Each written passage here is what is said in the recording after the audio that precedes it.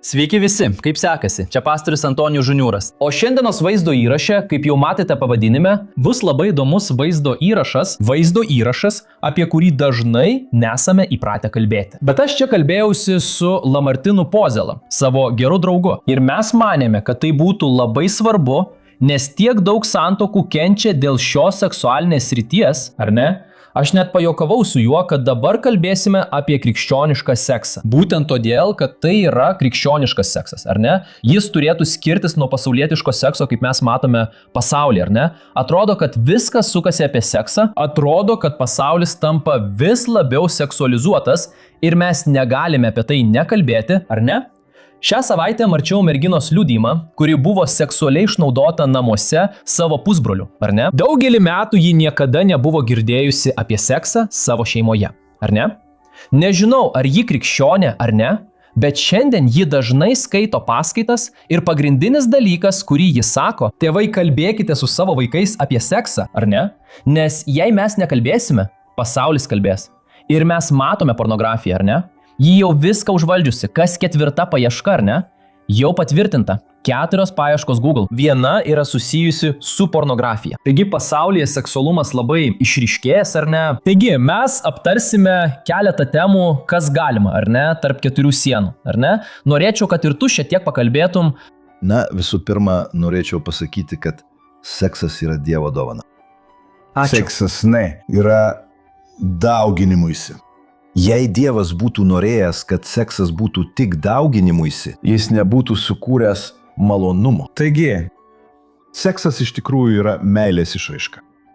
Tai yra santykiai, kuriuos Dievas sukūrė tam, kad jie būtų išgyvenami sandoroje.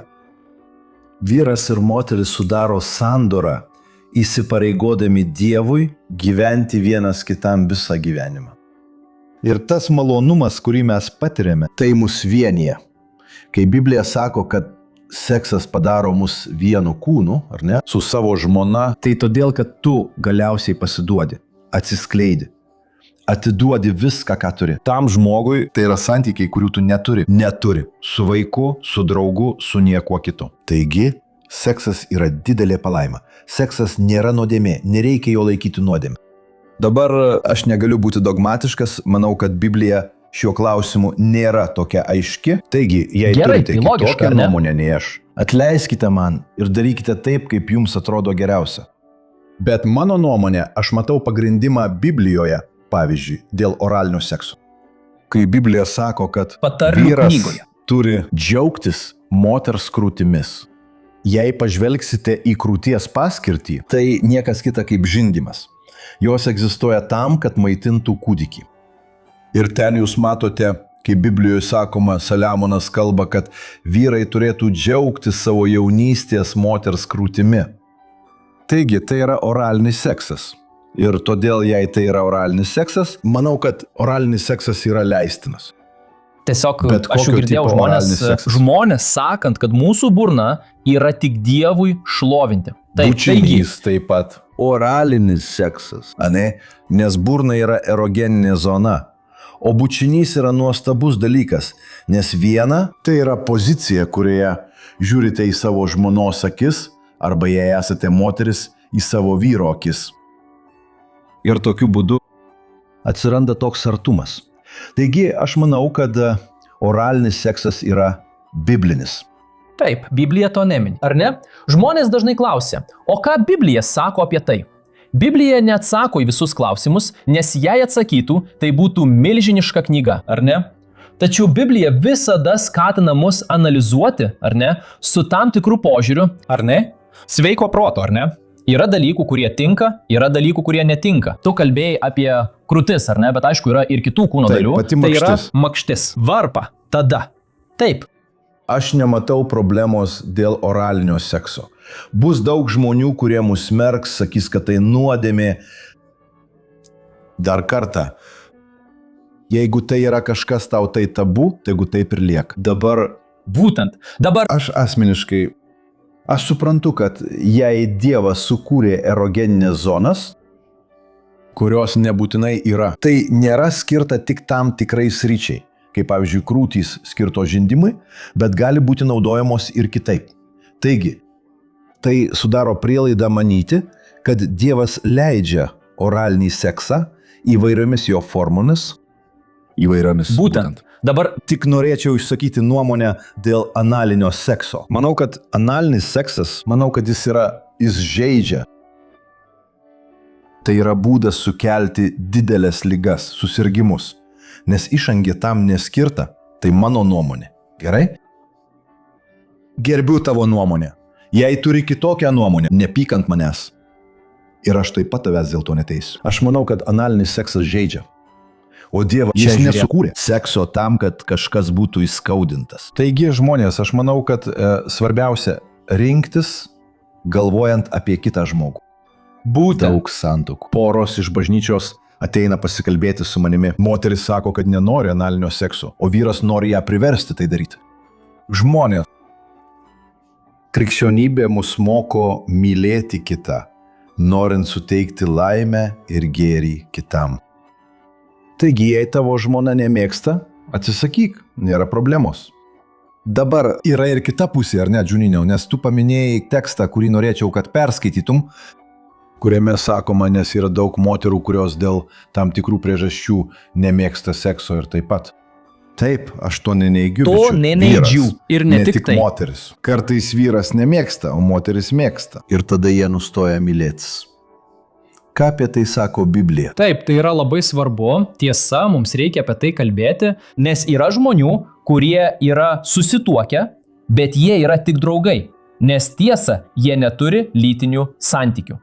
Taigi, yra daug žmonių, kurie taip galvoja, ne, pastoriau, bet seksas nėra viskas. Bet aš tau pasakysiu, tai labai svarbu, supranti? Nes jei nėra sekso, pats Dievo žodis įrodo, kad tai yra suteikti proga priešui. Tai tiesa. Nes jei skaitote patarlių knygoje, yra labai įdomi eilutė, kuri sako taip, žiūrėkite.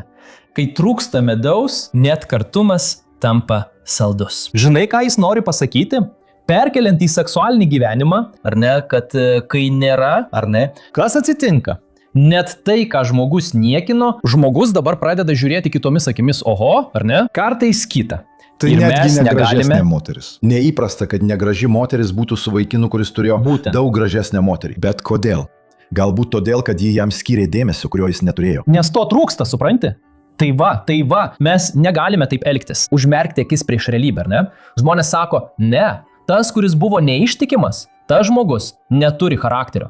Labai lengva duoti tokį atsakymą, žinai, ir kartais ne visada taip yra. Yra žmonių, kurie mėnesiais neturi santykių, neturi seksualinio artumo, žinai, ir mes juk taip pat esame kūnas, ar ne? Taigi mes turime šią silpnybę ir noriu perskaityti šią ištrauką, kad suprastum, jog tai ne aš sakau. Dievo žodis, ar ne, tai yra pirmojo laiško Korintiečiams 7 skyriuje nuo 3 eilutės, kur jis duoda patarimus krikščionių poroms. Štai pažiūrėk, ką sako. Vyras tesuteikia žmonai, kas jai priklauso, ir taip pat panašiai ir žmona savo vyrui. Moteris neturi valdžios savo kūnui, bet jos vyras. Taip pat ir vyras neturi valdžios savo kūnui, bet jo žmona. Neatsisakykite vienas kitam, nebent galbūt abipusiu sutarimu. Tam tikram laikui, kad galėtumėte atsidėti maldai. O paskui vėl susijungtumėte, kad šėtonas jūsų negundytų dėl nesusivaldymo. Ar ne? Taigi čia jis sako 2 dalykus, ar ne? Jis kalba apie 2 klausimus susijusius su seksualinė sritimi. Pirmiausia, jis sako, kad vyras nėra savo kūno šeimininkas, ar ne? O jo žmona yra. Jis nori pasakyti, kad visų pirma, tu negali galvoti tik apie save, ar ne? Tu turi galvoti apie kitą. Tu turi stengtis suteikti pasitenkinimą, malonumą kitam. O ką mes dažniausiai matome? Žmonės skundžiasi. Mano vyras grįžta ir jau nori mylėtis. Nori patenkinti tik save, tik jis. Švelnumu. Neįkvoja laiko. Nėra. Nežinau. Preliudijos. Tai yra, panaudoja moterį, viskas tuo ir baigėsi, apsiverčia ir miega, ar ne? Būtent. Ir lygiai taip pat moteris, ar ne? Ji kartais galvoja tik apie save. Ir netgi šiuo klausimu, ar ne? Taip, šiandien nedarysiu ir visą atideda ir niekada, visada pavargusi. Aš žinau, kad kartais tai yra kova. Ypač, kai yra vaikų, mes žinome, kaip tai yra. Bet reikia pasistengti dėl santuokos gerovės, dėl santuokos sveikatos. Supratai? Taigi, jis sako taip, žiūrėk, nesisteng atimti iš kito, nedaryk sekso streiko. Supranti? Kartais susipyksta, tada moteris nueina, apsivelka džinsus, ar ne, ir lieka taip, supranti? Ne. Turi sukurti. Yra Tėtą dieną moterų, jūs- kad vyras neišleistų, jei jis nenupirks visko, ko jį nori, sekso nebus. Nėra, ar ne? Pažiūrėkit tai. Taigi tai labai liūdna. O paskui skundžiasi, ar ne? O paskui viskas baigėsi, ar ne? Deža, kiek daug santykių, ar ne, išyra dėl to, ar ne? Ir paskui žmonės neverta verkti. Taigi, padarykime savo dalį šiandien, ar ne? Pasistengkime patenkinti. Ar jau paklausai savo sutuoktinio, žiūrėk, kas tau patinka? Kas tau? Ką aš galiu kas tau padaryti? nepatinka? Ko tu negali padaryti? Pačinka. Taigi, kalbėkitės, būkite švelnus vienas kitam ir pasiekite sutarimą, ar ne, Džiuliau? Taip. Jei abiem gerai, tada viskas gerai. Dievo akivaizdoje.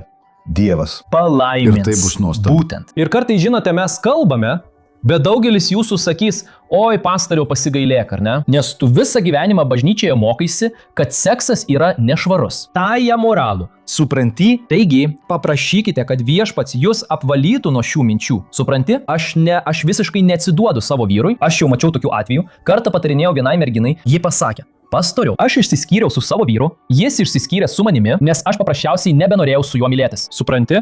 Taigi būna atvejų, kai kartais tai ir fiziškai turi nueiti pas gydytoją, kad sužinotum, kodėl nejauti malonumą. Kartais reikia Nežinau, hormonų ar to pakaitinės nori. terapijos. Kartais tai yra psichologinė problema. Žmogus patyrė traumų praeityje. Kartais buvo išnaudojamas. Arba turėjo skaudžios patirties dėl tėvo, kuris smurtavo prieš motiną. Noriu pasakyti, viskas turi būti daroma su meile.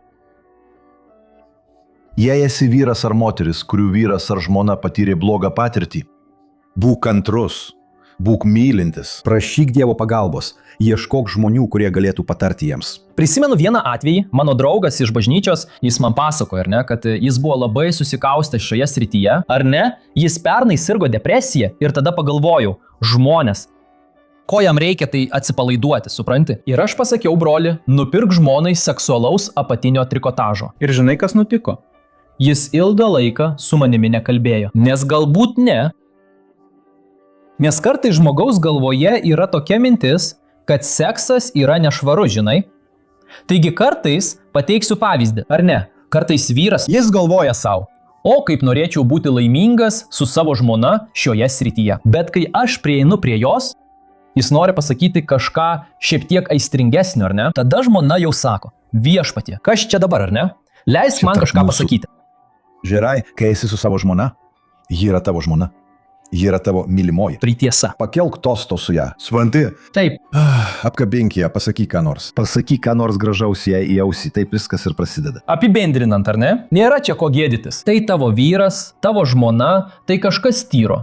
Tai nuo Dievo santuokoje, ar ne? Taigi, nebijok atsiduoti, ar ne? Nes tai yra Dievo tikslas. Gerai? Taigi, tikiuosi, kad atsakiau jūsų klausimus. Viską su didžiulė pagarba. Biblija sako, kad meilė ji nori gero artimui, ar ne? Taigi, visada turėk tokį mąstymą. Man reikia patenkinti kitą žmogų, ar ne? Sužinok, kas jam patinka, kas jai patinka. Ir esu tikras, kad būsite labai laimingi. Dievo idealas tavo gyvenimui, tavo santuokai yra tas, kad jūs papildytumėt vienas kitą. Kad jūs patenkintumėt vienas kitą. Neieškok trečio žmogaus, tai sugriaus tavo gyvenimą, tavo santuoką. Tai nėra. Dievo valia, jei kaimyno žolė, ar ne, atrodo žalesnė, ateik ir palaistyk savai, ar ne?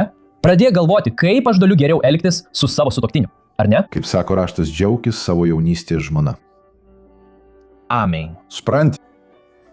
Mes senstame, ne visada išliekame gražūs, bet kai mylime, mes nenorime trečio žmogaus. Mes būsime ištikimi jaunystės sandor. Ir su Dievo palaima taip ir bus. Bus nuostabu. Amen. Tikiuosi, jiems patiko. Padariau. Prašau, nemėtykite į mūsų akmenų, gerai? Mes esame tikri tikintieji, bet dalinamės, nes žmonės nori sužinoti, ar ne? Tai tiesa. Apkabinu jų žmonės. Iki kito vaizdo įrašo.